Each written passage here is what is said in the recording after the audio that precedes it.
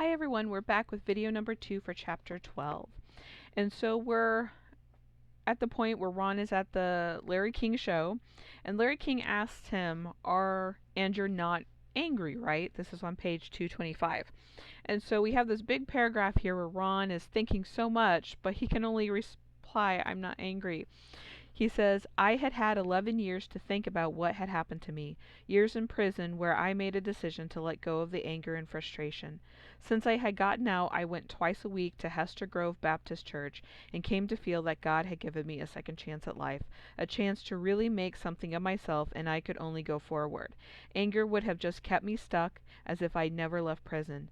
But I did have a lot of questions I wondered if I'd ever have answers to. I wanted to know why. Why had Jennifer Thompson thought it was me? I could not express it, so he just told Larry, no, I'm not angry. I listened as Rob spoke about how she was going through a lot of feelings, a lot of emotions.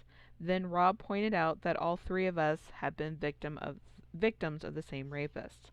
A caller to the show said Ron was lucky in a way because if he had been convicted in the 70s, he could have gotten the death penalty and he could have been sentenced to death and put to death as a innocent man. And Ron says at the top of 226, I only knew there were more men inside who were innocent, and I wondered if they'd ever get their chance to prove it. And so when Larry asks him about his education and work and training and things like that, Ron's just like, I need a job. Any job will work. So Tom lives up to what he said, and so he gets him an interview at a company called LabCorp, and they are the company that did his DNA testing. They did Ron's DNA testing, not the exact same lab, but that was the same company. So that was very, very interesting. And when he's there, he meets his future wife, Robin. And it turns out that they had actually met before, and she told him, whenever I saw you on the street, you were always so polite. You'd smile and say hello. I just knew you couldn't have done what they said. She never asked questions. She never pushed him. Um, but if he wanted to talk, she would listen. But when you've been convicted of 2 rapes, it's really hard to be around women. Um, and so she was very patient with him. But she does say at the bottom of page 227, she tells him, you remind me of an abused kid I used to know. I can't imagine what it was like to try to tell someone for all those years that you didn't do it, and nobody's hearing you. You're innocent, and nobody listens to anything that you say. Ron, I'm so sorry that you went through that. It's not fair for anybody to go through what you did. And it's true. He was a victim in all of this. And so then when he got out, he didn't know where his father was. His father had had a stroke and went into a nursing facility. And so finally Robin finds where his father is. And so they get to go meet his father. And he says he was so happy to see me that tears just fell out of his eyes. Because remember, his father always knew he was going to get out. His father always knew that he was innocent. And so he continues to visit his father on a regular basis. And then Tom told me the governor's pardon of innocence made me eligible for a state statute that would give me some compensation for the years I had been wrongfully convicted. Remember, one of the previous videos I had you guys watch talked about how not every state will compensate an exonerated person after they've been released. And for Ron, he said, for 11 years of my life, I could get $5,000 from the state of North Carolina. Tom and Rich said they were trying to find a legislature to support a new bill to change the money. I guess North Carolina had never had anyone like me to deal with. I was the first person in the state to be exonerated by DNA. Everybody thought $5,000 was so little, but any amount of money would have helped Robin and me get our lives together. We both worked long hours trying to make ends meet. So, how much is your life worth? How much is 11 years of your life worth?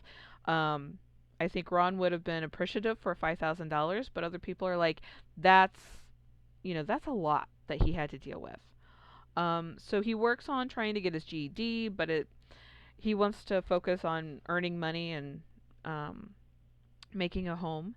And so he gets a second job at Golden Corral where he runs into Detective Lowe. And Lowe apologizes to him, says, I just wanted to tell you I'm sorry about everything. Everyone is, Jennifer too. And then Ron thinks, I wondered if she was really sorry, why didn't she tell me herself? It's like he's hearing these tidbits about her from other people, but it's like, I'm here too. You can tell me. And Lowe says, we were just doing our jobs, you know. So were the Nazis in Germany. You made a mistake. Don't say just you were doing your job. You were doing your job wrong.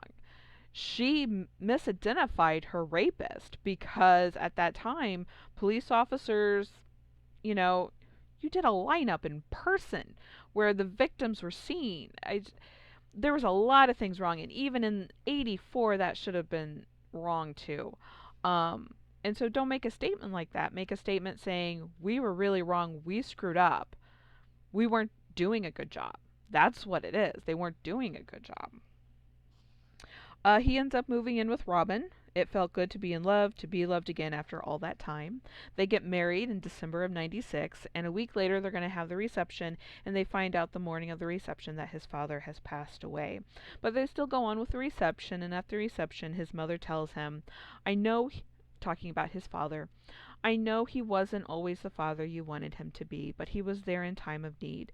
He was always running around telling people, Ron's innocent, I know he is. He had no doubt, not for a minute. He was always proud of you, even while you were incarcerated. Damn proud. And so that's where we end with Ron's story in chapter 14. So he's been through a lot in his life. Um, and again, think about, the transition from always having to look over your shoulder, from having to make deals, make sure you don't get caught, um, trying to keep your head straight because you know you're wrongfully convicted, but it's so frustrating because nobody will believe you. And then to get out and you don't have the money, you can't get a job. It's all very frustrating. So remember for this chapter, there's those 3 videos that I want you to watch for this, and then let's move on to our next video for our discussion on chapter 15.